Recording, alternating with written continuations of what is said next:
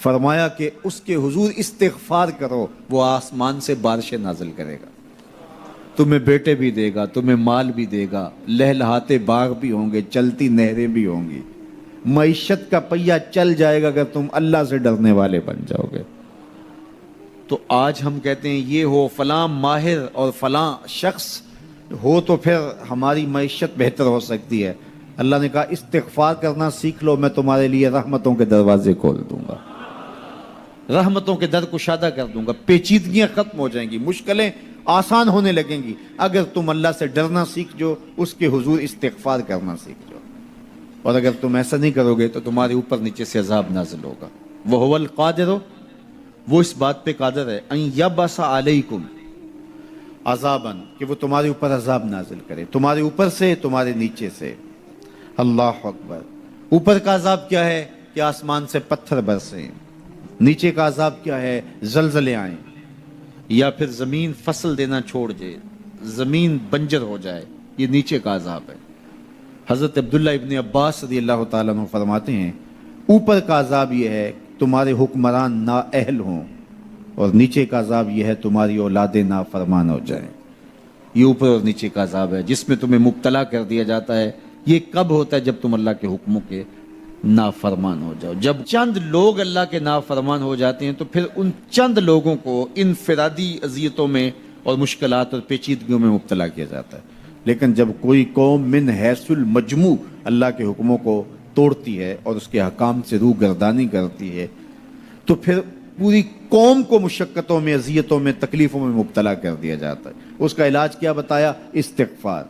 حضرت نوح علیہ السلام نے جو اپنی قوم سے کہا تمہیں مال بھی ملے گا، تمہیں دولت بھی ملے گی، تمہیں بیٹے بھی ملیں گے، سرسبز جو ہے وہ باغات بھی نصیب ہوں گے، ان کی شاخیں پھلوں سے لدی ہوئی ہوں گی، چلتی ہوئی نہریں اور برستی ہوئی بارش، ساون کے نچڑتے ہوئے بادل، اور ماحول کی خنکیاں اور خوبصورتیاں اور جمال اور لہلہاتے ہوئے سبزے، اور تمہارے اوپر ہر طرح کی عنایات برسیں گی اگر تم اللہ سے ڈرنا سیکھ جاؤ گے اور اللہ کے حضور استغفار کرنا سیکھ جاؤ گے، تمہیں خوشحال اور خوبصورت زندگی عطا کر دی جائے گی۔ اللہ اکبر۔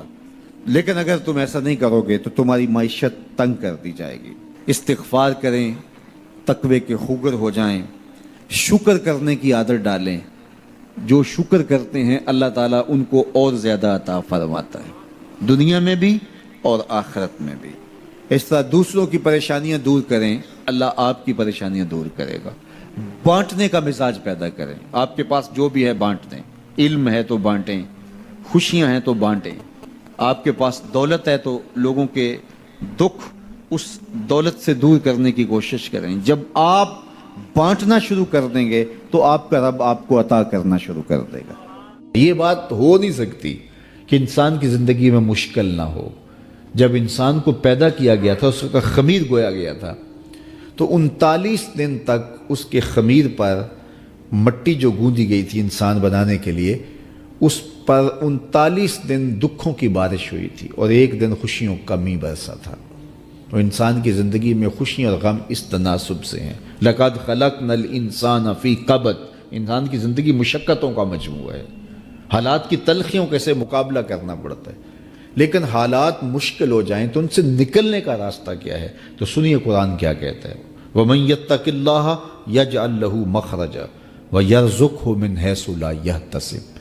جو اللہ سے ڈرنے لگ جاتا ہے، تقوی اختیار کر لیتا ہے، تو پھر اللہ تعالیٰ جل شانہ اس کے لیے مخرج پیدا کر دیتا ہے، یعنی اس مصیبت سے نکلنے کے اللہ راستے دیتا ہے۔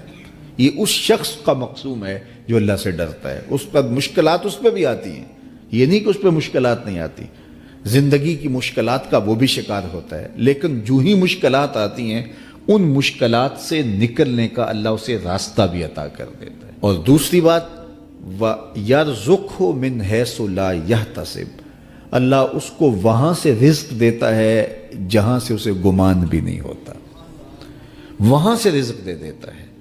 بندہ تو یہ کہتا نا کہ مجھے یہاں سے ملے گا، یہاں سے، ایک بندے کی منصوبہ بندی ہے، لیکن جو اللہ سے ڈرنے والا ہوگا اللہ اس کو وہاں سے رزق دے گا جہاں اسے گمان بھی نہیں ہوگا، خیال بھی نہیں ہوگا کہ یہ راستہ بھی حصول رزق کا ہو سکتا ہے۔ تو یہ میرے رب کا وعدہ ہے اور میرے رب کے وعدے سچے ہیں۔ تو جب تم اللہ سے ڈرنے لگو گے تو یہ تخت و تاج، یہ دنیا کی عزتیں، یہ تمہارے قدموں میں ہوں گی۔ اس سے ڈرنے کا نتیجہ ہے جو تمہارا رب تمہیں عطا فرمائے گا۔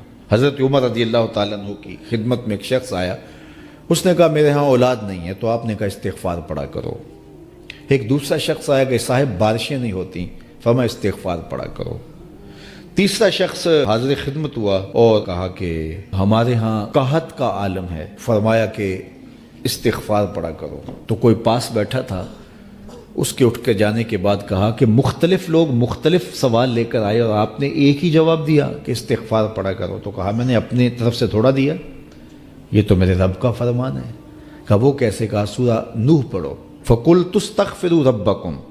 حضرت نوح علیہ السلام نے اپنی قوم سے کہا کہ اپنے رب کے حضور استغفار کیا کرو، اِنَّهُ كَانَ غَفَّارًا۔ اس کا نتیجہ کیا ہے؟ جب تم استغفار کرو گے تو وہ تمہارے گناہ بخش دے گا۔ ایک تو فائدہ اس کا یہ ہوگا، وَيُرْسِلِ السَّمَاءَ عَلَيْكُمْ مِدْرَارًا، آسمان سے موسلا دار بارشیں بھی برسیں گی، وَيُمْدِدْكُمْ بِأَمْوَالٍ وَبَنِينَ، اور اللہ تمہیں استغفار کی برکت سے مالا مال بھی کر دے گا، وَبَنِينَ، اور تمہیں بیٹے بھی عطا کرے گا، وَيَجْعَلْ لَكُمْ جَنَّاتٍ وَيَجْعَلْ لَكُمْ أَنْهَارًا، تمہیں باغ بھی عطا کرے گا اور تمہیں چلتی ہوئی نہریں بھی عطا فرمائے گا۔